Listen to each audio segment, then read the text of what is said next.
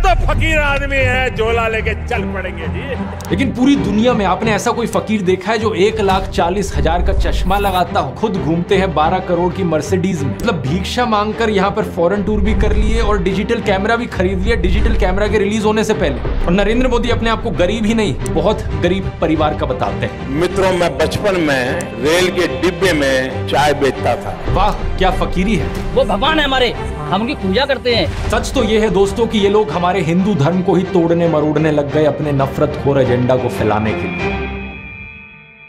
नमस्कार दोस्तों, जर्नलिस्ट अनिल यादव एक बीजेपी वर्कर मंगल वाजपेयी से बात कर रहे थे कानपुर में। मंगल एक लोडर का काम करते हैं, यानी गाड़ियों में सामान चढ़ाने का काम करते हैं। क्या नाम बताएं? योगी साहब, मेरा मंगल वाजपेयी है।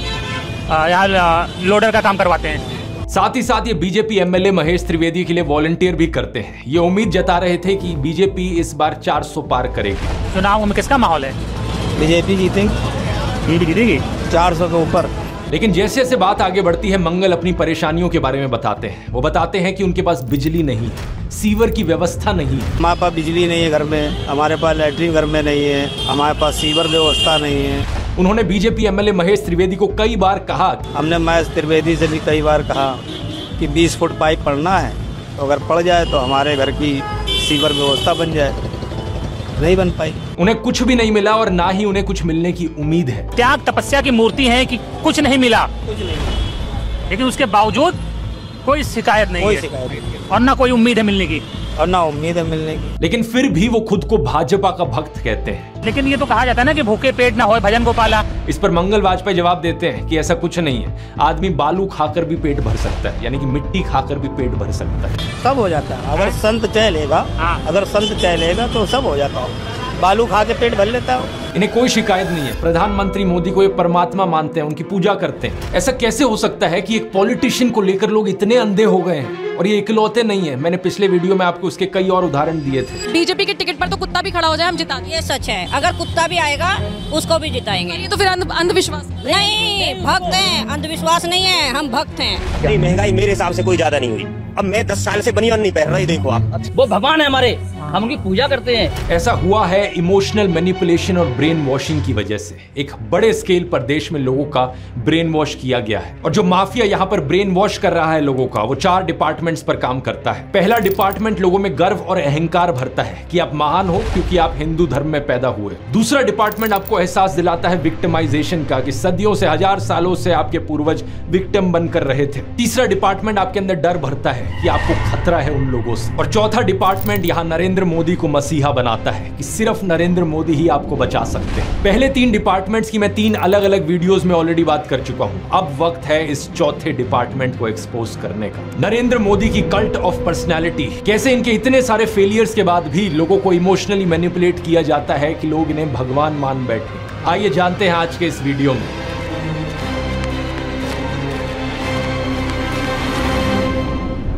जून 2013 की बात है दोस्तों। राइटर नीलांजन मुखोपाध्याय ने एक किताब लिखी नरेंद्र मोदी के ऊपर। ये एक बायोग्राफी थी। इस किताब में लिखा गया कि कैसे नरेंद्र मोदी जब 6 साल के थे, वडनगर रेलवे स्टेशन पर गुजरात में वो चाय बेचा करते थे। ये चाय बेचने वाला किस्सा तभी से लेकर नरेंद्र मोदी की संघर्ष की कहानी का ये एक मेजर टॉकिंग पॉइंट रहा है। 2015 में जब टाइम मैगजीन ने प्रधानमंत्री मोदी का इंटरव्यू लिया तो उन्होंने बताया कि कैसे वो एक बहुत गरीब परिवार से आते थे, कैसे बचपन में वो चाय बेचा करते थे रेलवे स्टेशन पर। इनकी एग्जैक्ट लाइनें सुनिए। मैं पॉवर्टी में पैदा हुआ हूँ, बचपन में मेरा पूरा बचपन पॉवर्टी में बीता है। मेरे लिए पॉवर्टी एक तरीके की पहली इंस्पिरेशन थी मेरी जिंदगी में। लेकिन कितनी सच्चाई है इन बातों में? बहुत से लोगों ने टाइम टू टाइम सवाल उठाए हैं। जैसे कि नरेंद्र मोदी के बचपन की ये फोटो देखिए। वे 1950 यानी 1950 में पैदा हुए थे। क्या उस समय किसी गरीब परिवार में पैदा हुए बच्चे के पास ऐसे कपड़े होंगे? जरा खुद ही सोचकर देखिए। सूट तक पहन रखे हैं इन्होंने अपनी बचपन की फोटोज में। मैं खुद 1994 में एक मिडिल क्लास फैमिली में पैदा हुआ हूं, लेकिन मेरी तो बचपन की ऐसी कोई फोटो नहीं मिलेगी आपको जिसमें मैंने कोई सूट पहन रखा हो। और नरेंद्र मोदी अपने आप को गरीब ही नहीं, बहुत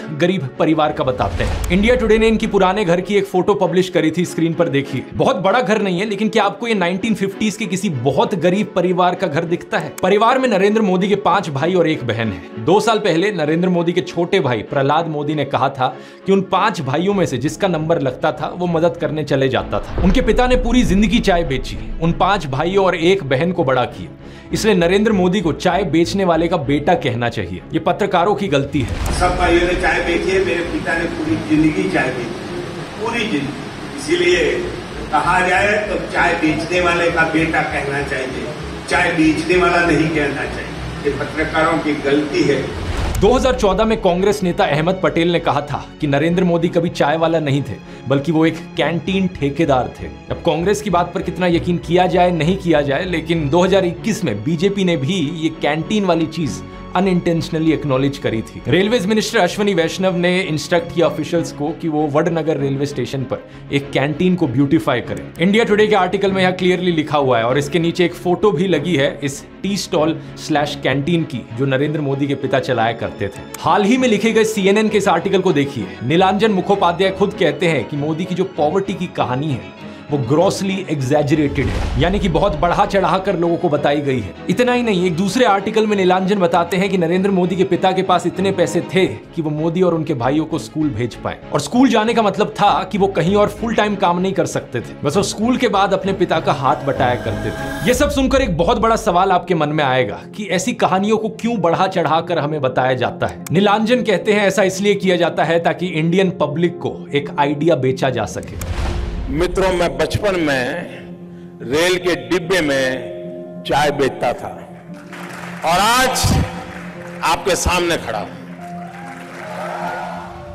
कोई भी इंसान अगर समझदारी से सोचे तो वो जानता है कि इस बात से फर्क नहीं पड़ता। एक अच्छा नेता गरीब परिवार से भी आ सकता है और अमीर खानदान से भी आ सकता है, और यही चीज कही जा सकती है एक बुरे नेता या डिक्टेटर के बारे में भी। उदाहरण के तौर पे बात करें, कंबोडिया का जो डिक्टेटर था पोल पॉट, वो एक अमीर खानदान से आता था, लेकिन इटालियन डिक्टेटर बेनिटो मुसोलिनी एक गरीब परिवार में पैदा हुआ था। उसके पिता एक ब्लैक स्मिथ थे और वो बड़े गर्व के साथ इन चीजों को प्राउडली एक्सप्रेस करता था कि कैसे वो जनता के बीच से निकल कर आया है। रशियन डिक्टेटर जोसेफ स्टालिन के पिता एक मोची थे, यानी जूते बनाने वाले, और माँ एक धोबिन थी। और दुनिया का सबसे जाना माना तानाशाह हिटलर भी एक गरीब परिवार में पैदा हुआ था। लेकिन गरीब परिवार में पैदा होने का मतलब ये नहीं कि उसने गरीबों के लिए काम किया था अपने करियर में। उल्टा जानते हो क्या, हिटलर चंदा धंधा का मॉडल चलाता था अपना खुद का। उसके समय में बहुत सी क्रॉनी कैपिटलिस्ट कंपनियों ने करोड़ों का प्रॉफिट कमाया। IG फार्बन, डॉयचे बैंक, BMW, कुछ गाड़ियों की कंपनीज जिनको आज आप जानते हैं और कुछ लोग इन गाड़ियों के पीछे बड़ा भागते हैं, पोर्शे, मर्सिडीज बेंज, फोल्क्सवागन, इन सब कंपनियों ने चंदा डोनेट किया था हिटलर को अपने समय में। 2016 में BMW ने माफी भी मांगी थी इस चीज को लेकर। इस आर्टिकल को देखिए, रिग्रेट एक्सप्रेस किया था कि वो एक समय पर हिटलर को सपोर्ट किया करते थे। इंडिया की बात करें तो हाल ही में हमने देखा इलेक्टोरल बॉन्ड स्कैम। मैंने पूरा वीडियो बनाया इस पर कि कैसे ये एक घोटाला नहीं बल्कि घोटालों का भंडार था। बहुत सी कंपनियों को इससे फायदा हुआ और आम जनता को नुकसान। पिछले 10 सालों में प्रधानमंत्री मोदी के मित्र जैसे कि गौतम अडानी भरपूर तरीके से अमीर बनते रहे और देश के 80 करोड़ गरीब लोगों को 5 किलो मुफ्त अनाज लेने पर मजबूर कर दिया गया। बेरोजगारी और महंगाई ने गरीब लोगों की कमर तोड़कर रख दी है आज के दिन। अब तो ऐसी सिचुएशन आ चुकी है कि नरेंद्र मोदी खुद को गरीब परिवार का बताते हुए जिन राहुल गांधी को एलीट वर्ग का प्रोजेक्ट करते थे, युवराज कहते थे, आज वही राहुल गांधी खुल्लम खुल्ला गरीबों को कह रहे हैं कि वो गरीबों के हैं और नरेंद्र मोदी अडानी अंबानी जैसे अमीर सेठों के हैं। अडानी को बिना मजदूरी बिना कुछ लाखों करोड़ रुपए देते हैं तो कहते हैं देखो देखो देखो विकास हो रहा है। हमने मनरेगा किया, मजदूरी के लिए पैसा दे रहे हैं और कहते हैं गरीबों की आदत बिगाड़ रहे हैं। मैं आपका हूं, वो उनके हैं। राहुल गांधी कह रहे हैं कि जितना रुपया नरेंद्र मोदी ने अडानी को दिया है उतना रुपया वो देश के गरीब लोगों को देंगे। और मैं देश को फिर से दोहरा के कह रहा हूँ, जितना पैसा नरेंद्र मोदी जी ने इनको दिया है ना, उतना ही पैसा हम हिंदुस्तान के गरीब लोगों को देने जा रहे हैं। महालक्ष्मी योजना, पहली नौकरी पक्की योजना, इन योजनाओं के माध्यम से करोड़ों लाखपति बनाएंगे। इन्होंने 22 अरबपति बनाए, हम करोड़ों लाखपति बनाए। प्रधानमंत्री मोदी इसका ज्यादा जवाब दे नहीं पाए। उल्टा उन्होंने कोशिश करी थी ये कहने की कि अडानी अंबानी एक्चुअली में कांग्रेस के साथ मिले हुए हैं। जरा ये शाहजहां घोषित करें इस चुनाव में ये अंबानी अडानी से कितना माल उठाया है, मार्च में आई इस रिपोर्ट को देखिए, भारत में इनकम इनइक्वालिटी 100 साल में सबसे ज्यादा हो गई है। इतनी बुरी हालत अंग्रेजों के जमाने में भी नहीं होती थी। ऐसे में अगर राहुल गांधी ने संकल्प लिया कि अगले 5 सालों में वो सभी 22 करोड़ गरीब लोगों को गरीबी से निकाल देंगे, तो इसमें क्या गलत किया। लेकिन पीएम मोदी इस बात पर भी तंज कसने लगे। उनके पास खुद कोई अपना विजन नहीं है। 80 करोड़ लोगों के हाथ में कटोरा पकड़ा दिया और अगले 5 सालों के लिए यही 5 किलो अनाज वाली स्कीम एक्सटेंड कर दी। ना रोजगार का कोई प्लान बताया है, ना महंगाई कंट्रोल कैसे होगी ये बताया, ना गरीबी कैसे हटेगी ये बताया। और जब राहुल गांधी ने सबके लिए रोजगार की बात करी तो प्रधानमंत्री मोदी उनका मजाक उड़ाने लग गए। कांग्रेस के शाहजादे ने अभी घोषणा की, आप भी सुनकर के हंसोगे। सुनाऊं? जोरों से हंसना पड़ेगा आपको। और आपको ये भी मालूम कि ये टेम्पो में पैसा देते हैं, क्या ये आपका पर्सनल एक्सपीरियंस है क्या? फरवरी 2020 में गुजरात में नमस्ते ट्रंप इवेंट हुआ था, तो गरीबों को छुपाने के लिए एक 1600 फुट लंबी दीवार बनाई गई थी। जरा खुद सोचकर देखो, 1995 से लेकर 2020 25 साल से गुजरात में बीजेपी की सरकार थी, जिनमें से 3 बार तो खुद नरेंद्र मोदी ही चीफ मिनिस्टर थे। लेकिन इनसे गरीबी नहीं हटाई गई, उल्टा ये गरीबों को छुपाने लग गए। G20 समिट के समय दिल्ली में भी यही हुआ था। कुछ बस्तियों को हरे पर्दे के पीछे ढक दिया गया था, यानी कि इन गरीब लोगों की मूवमेंट को भी रिस्ट्रिक्ट कर दी। इसी के तहत ये पूरी दुकानें यहाँ से ढक दी गई हैं। जो थोड़ा झुग्गी टाइप घर थे उनको भी ढक दिया गया है यहाँ पर। सोचिए कि ये कितना डीह्यूमनाइजिंग है। कोई आपसे कहे कि तुम अच्छे नहीं लग रहे हो, तुम तो एक दाग धब्बा हो। वो गोरे सेठ आ रहे हैं हमारे देश में घूमने, तुम्हें एक पर्दे के पीछे छुपा दिया जाएगा। कैसा लगेगा आपको ये सुनकर? उन गरीबों की सोचो, उन्हें कैसा लगा होगा। सीधा कहते हैं कि यहाँ से जाओ, उस गरीब को तो भगा सकते हो, उस अमीर को भगा के देखो ना। तो इन सब चीजों के चलते नरेंद्र मोदी की ये जो गरीब परिवार वाली ब्रांडिंग थी, अब ये लगभग खत्म हो चुकी है। लेकिन उनके कल्ट ऑफ पर्सनैलिटी का ये केवल एक हिस्सा है। दूसरा हिस्सा यहाँ पर आता है उनके परिवार को लेकर। व्हाट्सएप पर और गोदी मीडिया के जरिए आपको बार बार बताया जाता है कि नरेंद्र मोदी इतने महान हैं क्योंकि उन्होंने देश के लिए अपने परिवार को छोड़ दिया, अपनी पत्नी को छोड़ दिया। देखो, वैसे ये एक पर्सनल मामला है, किसी पति पत्नी की आपस में ना बने ये कोई बड़ी चीज नहीं है, बहुत से लोगों के साथ ऐसा होता है। लेकिन यही लोग खुद इस पर्सनल बात को बीच में लाते हैं, इसे अचीवमेंट के तौर पर दिखाने के लिए। देश के लिए पत्नी को छोड़ दिया, कोई सेंस है इस बात का? पूर्व प्रधानमंत्री लाल बहादुर शास्त्री जी ने तो अपनी पत्नी को नहीं छोड़ा, तो क्या वो देश के लिए काम नहीं कर पाए? महात्मा ज्योतिबा फूले की पत्नी सावित्रीबाई फूले के बारे में तो सब जानते हैं, क्या उन्होंने देश के लिए महान काम नहीं किया? आपने अगर रामलीला देखी है तो उसमें भी देखा होगा कि कैसे सीता जी ने भी भगवान राम का साथ दिया वनवास में, और राम ने उन्हें बचाने के लिए क्या क्या नहीं किया। तो व्हाट्सएप यूनिवर्सिटी की एक ऐसी घटिया नारी विरोधी मानसिकता है, जहां आप औरत को एक अड़चन की तरह देखते हो, जहां आप पत्नी को छोड़ देने को एक अचीवमेंट की तरह दिखाते हो। और केवल पत्नी ही नहीं, बल्कि नरेंद्र मोदी के परिवार को लेकर भी व्हाट्सएप माफिया यही बात फैलाता है। अरे औरों की तो छोड़ो, नरेंद्र मोदी खुद इस बात को बार बार दोहराते रहते हैं। कहते हैं कि उन्होंने अपने परिवार को देश के लिए छोड़ दिया। मेरे देशवासियों, मैंने घर, परिवार, सब कुछ देश के लिए छोड़ा है। पंजाब केसरी अखबार ने तो उनकी चरण वंदना करते हुए उनकी तुलना भगवान बुद्ध और महावीर जैन से कर डाली। लेकिन इन लोगों से मैं पूछना चाहता हूं, कभी भगवान बुद्ध ने अपना घर छोड़कर ऐसे बयान दिए क्या? सम्माननीय आदरणीय दीदी, आदरणीय दीदी, ओ दीदी। किसी औरत को कांग्रेस का विधवा कहा, 50 करोड़ की गर्लफ्रेंड कहकर अपमानित किया, समाज में नफरत का जहर बोया। सत्ता पाने के लिए भगवान बुद्ध ने ये सब नहीं किया था, वो तो खुद एक राजकुमार थे। वो तो सत्ता को, महल को और सिंहासन को छोड़कर जंगल में गए थे, और उनके पीछे उनके माँ बाप, उनकी पत्नी यशोधरा और उनके बेटे राहुल तो राजमहल में सुविधाओं के साथ जी रहे थे। और जब बुद्ध की ज्ञान प्राप्ति हुई तो जानते हैं उन्होंने सबसे पहले क्या कहा था? oshonews.com पर ओशो के एक लेक्चर का ट्रांसक्रिप्ट दिया हुआ है। जब बुद्ध को ज्ञान प्राप्ति हुई तो पहली बात उन्होंने अपने शिष्यों से ये कही, मैं यशोधरा के पास जाना चाहता हूं, उससे बात करना चाहता हूं। ये सुनकर आनंद व्याकुल हो गए, बोले कि ये ठीक नहीं है, लोग क्या कहेंगे। बुद्ध ने कहा, मुझे उसका धन्यवाद करना है उसकी मदद के लिए, और जो मेरे साथ हुआ, जो मुझे मिला, इसका कुछ हिस्सा मुझे उसे देना है, ये उसका कर्ज है मुझ पर। और वो गए। यशोधरा ने उन्हें देखा, 12 साल का गुस्सा उनके अंदर था। वो बोली, मुझसे कहकर तो जाते, क्या मैं तुम्हें रोकती? इतना भी विश्वास नहीं था मुझ पर। बुद्ध ने माफी मांगी, ये कहा कि मैं ना समझ था, अब समझ आई तो वापस आया हूं। सुनो, कुछ अद्भुत हो गया है।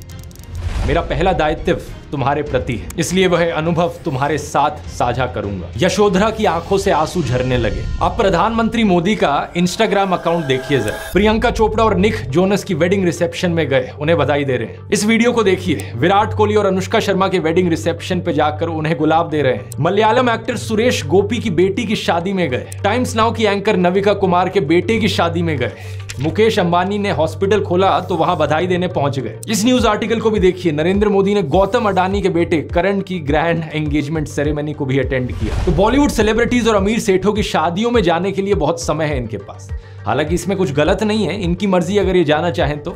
लेकिन सवाल यहां पर ये, क्या केवल अपने भाइयों और परिवार को ही छोड़ना पड़ता है क्या देश के लिए? एबीसी के इस आर्टिकल को देखिए। अवनी दास रिपोर्ट करती हैं कि अक्टूबर 2023 में मोदी परिवार उनके भतीजे की शादी के लिए इकट्ठा हो रहा था, लेकिन एक इंसान वहां से गायब थे, नरेंद्र मोदी। आपने फोटोज और वीडियोस में जरूर देखा होगा कि प्रधानमंत्री मोदी अपनी माताजी से मिलने जाया करते थे, जो कि अच्छी बात है। लेकिन कभी आपने नोटिस किया कि केवल वहां 3 लोग होते थे इस मुलाकात में? प्रधानमंत्री मोदी, उनकी माताजी और कैमरामैन। कभी कभार मुलाकात में 2-3 और लोग होते थे, लेकिन वो हमेशा और कैमरामैन ही होते थे। 3 साल पहले बीबीसी कॉरेस्पॉन्डेंट तेजस वैद्या ने प्रधानमंत्री मोदी के भाई प्रहलाद मोदी से बात करी और सुनिए उनका क्या कहना था। तेरे परिवार ने दूर रखवानी सूचना आपवामां आवे। इस बात को लेकर स्पष्ट निर्देश होता है कि परिवार के बाकी सदस्य दूर ही रहें। प्रधानमंत्री मोदी की भतीजी सोनल मोदी ने भी यही बताया कि उनको मना किया गया है। उनसे पूछा गया कि शपथ ग्रहण समारोह में बहुत से लोगों को निमंत्रित किया गया, लेकिन उन्हें क्यों नहीं बुलाया गया? तो सुनिए उन्होंने क्या कहा था। नरेंद्र मोदी जी ने प्रधानमंत्री का शपथ ली थी, तब देश में से कई लोग गए थे, तब आपको न्योता मिला था या आपको जाने की इच्छा हुई थी? इच्छा तो सबको होती है, पर अफसोस है कि हमें इनविटेशन नहीं दिया गया। G20 की थीम रखी गई थी वसुदेव कुटुंबकम, यानी पूरी दुनिया एक परिवार है। लेकिन खुद के परिवार को, खुद के भाई बहनों को अपने से दूर रखा जाता है इस तरीके से। आखिर क्या कारण है? भगवान राम तो अपने परिवार के साथ रहते थे। राम, लक्ष्मण, भरत, शत्रुघ्न, चारों भाइयों में कितना प्यार था। क्या इसका मतलब यह हुआ कि राम जनता के लिए काम नहीं कर पाए? उन्होंने तो राम राज्य स्थापित किया था, जहां कोई गरीब, बेरोजगार, दुखी नहीं था। मैं फिर से कहूंगा, ये प्रधानमंत्री मोदी का अपना पर्सनल मैटर है। अगर वो बॉलीवुड, अडानी, अंबानी जैसे दोस्तों के साथ ताल्लुक रखना चाहते हैं और अपने परिवार के साथ नहीं, उनकी मर्जी। मुझे प्रॉब्लम इस बात से नहीं है। प्रॉब्लम इस बात से है कि इसे अचीवमेंट की तरह क्यों दिखाया जाता है कि मैंने अपना परिवार छोड़ दिया, देखो मैं कितना महान हूं। ये कोई अचीवमेंट होती है क्या? इसका साइड इफेक्ट ये हुआ है कि बहुत से हिंदू युवा ब्रेन वॉश हो गए हैं। होना ये चाहिए कि वो अच्छे से पढ़ लिख कर कुछ बने, काम धंधा करे, कुछ कमाए और अपने माँ बाप की सेवा करे। लेकिन नहीं, कुछ यूथ की क्या हालत हो गई है कि वो हाथों में तलवार लेकर मस्जिदों के सामने घूम रहे हैं। उन्हें भी अपने परिवार से, अपने माँ बाप से कोई मतलब नहीं। सेलिंग पॉइंट नंबर 1 था मैं गरीब परिवार से हूं। सेलिंग पॉइंट नंबर 2 था कि मैंने अपने परिवार को छोड़ दिया देश के लिए। और सेलिंग पॉइंट नंबर 3 अब आता है फकीरी। नरेंद्र मोदी अक्सर कहते हैं कि उन्होंने भिक्षा मांगकर गुजारा किया। कभी कहते हैं कि 35 साल के लिए, कभी कहते हैं 40 साल के लिए। करीब 40 साल मैंने भिक्षा मांग करके खाया है। मैं 35 साल तक भिक्षा मांग करके खाया।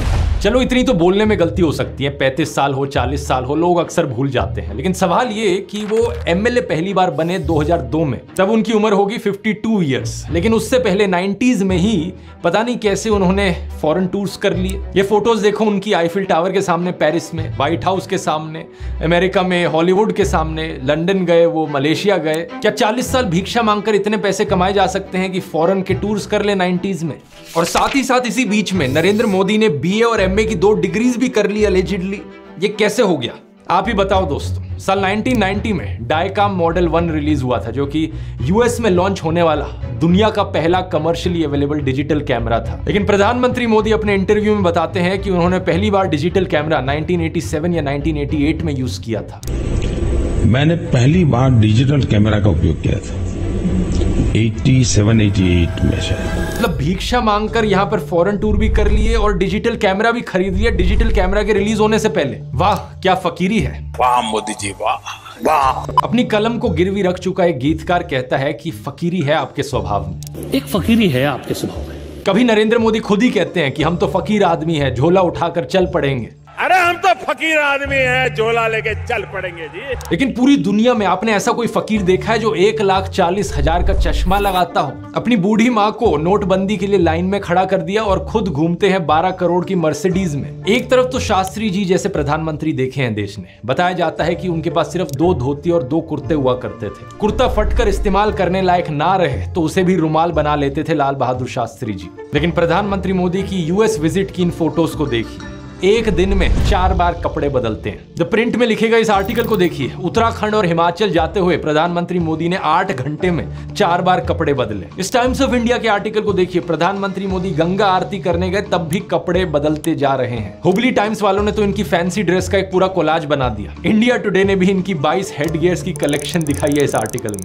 और इस इंडियन एक्सप्रेस के कोलाज को भी देखिए। अगर ये फकीरी वाली बात भी नहीं बैठती लोगों में, तो इस सब के बाद अगला हथियार आता है कि इनको भगवान का अवतार ही बना दो। ये एक बार नहीं, दो बार नहीं, बल्कि कितनी बार कितने नेताओं ने बार बार प्रधानमंत्री मोदी को भगवान से कंपेयर किया है। और मोदी जी भारत के भगवान का वरदान बन के आए हैं। भगवान ने ही मनुष्य के रूप में नरेंद्र मोदी जी के रूप में अवतार लिया। हमारे माननीय प्रधानमंत्री जो खुद भगवान स्वरूप है, मोदी जी के रूप में श्री रामचंद्र ने जन्म लिया है। मोदी जी है ना साक्षात भगवान महाकाल जी का अवतार है। मोदी राम और अमित शाह कृष्ण। अरे कुछ लोग तो मंदिर भी बनाने लग गए। पुणे में एक बीजेपी वर्कर ने नरेंद्र मोदी के लिए मंदिर बना दिया, गुजरात में इनका एक मंदिर बना, तमिलनाडु में इनके लिए एक मंदिर बना। क्या मजाक चल रहा है ये इकलौते नेता नहीं है जिन्हें भगवान से कंपेयर किया जाता है। एक समय पर एडोल्फ हिटलर को भी जीसस से कंपेयर किया जाता था। राजनीति में हिटलर की एंट्री की तुलना की जाती थी जीसस के रिजरेक्शन से। लेकिन उस समय यह सवाल उठा कि ये बात जमेगी कैसे। जीसस तो शांति की मूर्त थे, सूली पर भी चढ़ाया गया उन्हें, तब भी उनके दिल में कोई नफरत नहीं थी। बोले कि हे भगवान उन्हें माफ करना। जबकि हिटलर तो नफरत का सौदागर था, तो कैसे जीसस का इस्तेमाल किया जाए नफरत फैलाने के लिए और हिटलर को उससे भी कंपेयर किया जाए। इसके लिए हिटलर और नाजी लोगों ने बाइबल को ही बदल डाला। मजाक नहीं कर रहा, ओल्ड टेस्टामेंट जो थी बाइबल की उसे ही हटा दिया गया उनके समय में। जीसस को इस तरीके से चित्रित किया गया कि वो ऐसा लगे कि वो यहूदियों के खिलाफ लड़ने वाले एक फाइटर हो। सिमिलरली बीजेपी के लोग बार बार नरेंद्र मोदी को भगवान का अवतार करके पुकारते हैं। लेकिन यहां भी दिक्कत वही आ जाती है कि नरेंद्र मोदी तो नफरत फैलाते हैं, लेकिन श्री राम की सूरत में दिखती है विनम्रता, सौम्यता, करुणा।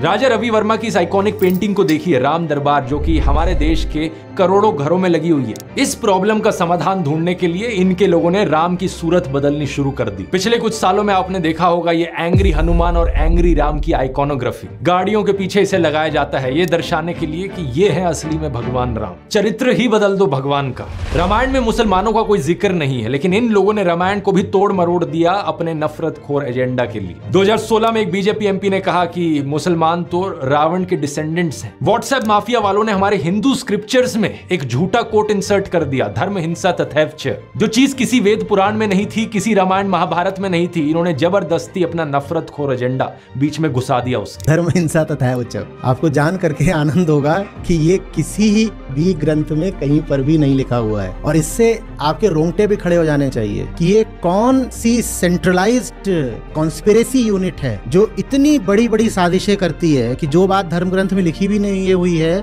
उसको संस्कृत में लिख करके उसको चारों तरफ व्हाट्सएप से और दूसरे जरियों से फैला देती है। सच तो ये है दोस्तों कि ये लोग हमारे हिंदू धर्म को ही तोड़ने मरोड़ने लग गए अपने नफरत खोर एजेंडा को फैलाने के लिए। लेकिन अब बहुत से हिंदुओं को इनका एजेंडा समझ में आ गया है। इस तरीके का हमारे धर्म के साथ खिलवाड़ करना लोगों को अच्छा नहीं लग रहा है, इसलिए ये कार्ड भी अब फेल होता जा रहा है। तो इन बीजेपी वालों ने क्या सोचा कि अवतार से एक लेवल नीचे इन्हें सर्वगुण संपन्न शक्तिमान दिखाया जाए।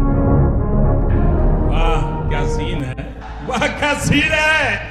लेकिन किसी को यहां शक्तिमान बनाने का सबसे आसान तरीका है कि दूसरी साइड वाले की इमेज नीचे गिराओ। इसलिए इनके आईटी सेल ने राहुल गांधी को पप्पू बना दिया। व्हाट्सएप पर इनकी आधी अधूरी क्लिप्स तोड़ मरोड़ के दिखाई जाने लगी कि जैसे राहुल गांधी में तो कोई समझ ही नहीं है, वो तो बिल्कुल बेवकूफ इंसान है। लेकिन सच्चाई यह है कि पिछले 10 साल में पीएम मोदी ने एक भी प्रेस कॉन्फ्रेंस नहीं करी, कोई अनस्क्रिप्टेड इंटरव्यू नहीं किया, जबकि राहुल गांधी ने दिल्ली यूनिवर्सिटी से लेकर हार्वर्ड यूनिवर्सिटी तक लेक्चर दिए हैं। लोगों से ढेर सारी हर साल 2 साल अनस्क्रिप्टेड इंटरैक्शंस की हैं। ये बात सही है कि उनकी कुछ फनी क्लिप्स जरूर है जहां उनके मुंह से कुछ उलट पुलट निकल गया। This morning I got up at night. लेकिन ऐसी क्लिप्स तो नरेंद्र मोदी की भी बहुत है। तीसरा कहा था विमेन डेवलपमेंट की मैंने बात कही थी, मैं कब हो गया ये? नरेंद्र मोदी वही हैं जो नाले से निकलने वाली गैस से चाय बनाने की बात करते हैं। कहते हैं कि पसीने से मुंह पोंछ लेता था तो ग्लो आ जाती थी। कभी ये क्लाइमेट चेंज को डिनाई करते हैं कि गर्मी नहीं बढ़ रही बल्कि हमारी गर्मी सहने की शक्ति कम हो रही है, तो कभी ये बादलों से रेडार का सिग्नल रोकने की बात करते हैं। लेकिन मैंने कहा इतने क्लाउड है, बारिश हो रही है, तो एक बेनिफिट है कि हम राडार से बच सकते हैं। एक तो जानते नहीं है, ऊपर से अहंकार इतना कि अपने अज्ञान का भी एहसास नहीं। एक दफा मोदी दूसरे देश में गए थे, वहां भारत का राष्ट्रीय गान चल रहा था और ये बीच में ही चलने लगे। ऐसी गलती किसी से भी हो सकती है, लेकिन बात मैं यहां पर यह बताना चाह रहा हूं कि प्रधानमंत्री मोदी की भी फनी क्लिप्स बहुत सारी हैं। दूसरों को पप्पू बोलने से पहले अपनी क्लिप्स पर नजर डाल लो। पप्पू को हारने का डर लग रहा है, पप्पू को नहीं बनाएंगे। और अभी तो एक बहुत बेहतरीन मौका मिला है। हमारे फॉर्मर सुप्रीम कोर्ट के जजेस ने राहुल गांधी और नरेंद्र मोदी दोनों को एक 1-on-1 डिबेट के लिए इनवाइट किया है। राहुल गांधी तो इस इनविटेशन को ऑलरेडी एक्सेप्ट कर चुके हैं, लेकिन नरेंद्र मोदी अभी भी चुप है। अगर ऐसा होता है तो जनता के लिए भी एक बड़ा सीधा मौका होगा देखने का कि नरेंद्र मोदी और राहुल गांधी में से कौन ज्यादा समझदार है, कौन ज्यादा इंटेलिजेंट है और कौन ज्यादा केपेबल लीडर है देश के लिए। लेकिन नरेंद्र मोदी अगर इस डिबेट से भागते हैं और जवाब ही नहीं देते तो समझ जाना कौन यहां पर बेहतर है। इस कल्ट ऑफ पर्सनैलिटी में प्रधानमंत्री मोदी का सबसे बड़ा कार्ड है सब जगह फोटो चिपकाओ। बचपन में मैं सोचता था कि ये कोका कोला जैसी ड्रिंक्स की एड्स क्यों आती हैं टीवी पर, हर कोई तो जानता है कि कोका कोला क्या है। बाद में मुझे समझ आया कि out of site is out of mind, यानी नजर से बाहर तो दिमाग से बाहर। और इसकी उल्टी एक टैक्टिक है, जितना नजर में रहोगे उतना लोगों के दिमाग में घुसोगे। अखबार पर नरेंद्र मोदी, रेडियो पर नरेंद्र मोदी, टीवी चैनलों पर नरेंद्र मोदी, फेसबुक पर नरेंद्र मोदी, पेट्रोल पंप की होर्डिंग्स पर नरेंद्र मोदी, सड़क पर पोस्टर छपे हैं, गूगल एड्स पे करोड़ों खर्च करके अपना चेहरा दिखा रखा है, हर एक सरकारी स्कीम के इश्तिहार पे। अरे ये सब तो छोड़ो, कोविड वैक्सीन के सर्टिफिकेट पे भी नरेंद्र मोदी। सेल्फी पॉइंट्स तक बना डाले इन्होंने जगह जगह। 2022 की इस रिपोर्ट को देखिए। आईएनबी मिनिस्ट्री ने बताया कि सरकार ने 8 सालों में 6400 करोड़ से ज्यादा रुपए खर्च किया एडवर्टाइजमेंट्स पर। हर रोज का 71 लाख रुपए तो अखबारों में ऐड देने में लगा दिया। और ये सब तो सरकारी पैसे से चलने वाली एड्स थी। इसके अलावा जो पार्टी फंड से चलने वाली एड है वो अलग, और गोदी मीडिया के एंकर जो दिन रात चाटुकारिता करते हैं वो अलग। हर जगह नरेंद्र मोदी। एक गायक थे जिम मॉरिसन, उन्होंने कहा था कि जो मीडिया को कंट्रोल करता है वो दिमाग को कंट्रोल करता है।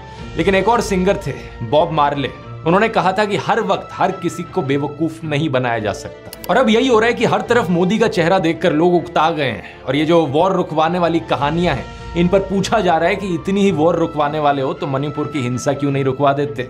इलेक्ट्रॉन बॉन्ड का पैसा है, कहीं तो यूज होगा। किसी एक्टर को उठा के बेटी बना देंगे, पापा ने वॉर रुकवा दी, पापा मणिपुर के दंगे क्यों नहीं रुकवाते। लोग पूछ रहे हैं कि भारत में सब चंगासी है तो 2022 में सब रिकॉर्ड तोड़ते हुए 2.25 लाख लोगों ने भारतीय नागरिकता क्यों छोड़ दी। इस मोदी मैजिक के खत्म होने का सबसे बड़ा सबूत यही है कि बीजेपी को दूसरी पार्टियों के उन नेताओं को अपनी पार्टी में लाना पड़ रहा है जिन पर भ्रष्टाचार के एक से बढ़कर एक आरोप लगे। अगर मोदी मैजिक अब सही में बचा होता तो मोदी के नाम से ही चुनाव जीता जा सकता था। इन बाहर के नेताओं को लाने की जरूरत नहीं थी अपनी पार्टी में। ये झूठ, डर और नफरत फैलाने की जरूरत नहीं थी। इस वीडियो में तो मैंने आपको नरेंद्र मोदी का वो चेहरा दिखाया है जो व्हाट्सएप माफिया आपको दिखाता रहता है। अगले वीडियो में मैं आपको दिखाऊंगा उनका असली चेहरा, उनके माइंड में क्या क्या चलता रहता है। यहां मैं आप लोगों को धन्यवाद करना चाहूंगा क्योंकि आप लोग इतने जज्बे के साथ इनकी इस झूठ और नफरत की फैक्ट्री को तबाह करने में लगे हुए हो। हमारे इस मिशन 100 करोड़ पर लगे रहिए। ये देखकर खुशी होती है कि किसी का कमेंट आता है ये कहते हुए कि आपने एक वीडियो को 850 लोगों के साथ शेयर किया व्हाट्सएप पर। कहीं पता चलता है कि प्रोजेक्टर स्क्रीन पर दिखाकर आप वीडियो चला रहे हो राजस्थान की गलियों से लेकर वेस्ट बंगाल तक। किसी ने टीवी लगा दिया बाहर मुंबई में ताकि लोगों तक सच पहुंचाया जा सके। इसी तरीके से लगे रहो। हमें देश के लोकतंत्र को बचाना है, देश के संविधान को बचाना है। वोट करने जरूर जाना और अपने आसपास के 10 लोगों को कन्विंस करना वोट करने के लिए। वोट करना इस नफरत और झूठ के खिलाफ। मुझे यकीन है कि हम इकट्ठे मिलकर देश को बचा लेंगे। अगर आपने इस ब्रेन वॉशिंग माफिया के चारों डिपार्टमेंट्स के बारे में पहली बार सुना है तो इस वीडियो को जरूर देखिए। यहां पर मैंने शुरुआत से समझाया था पहले डिपार्टमेंट के बारे में, क्लिक करके देख सकते हैं। इनकलाब जिंदाबाद। जय हिंद।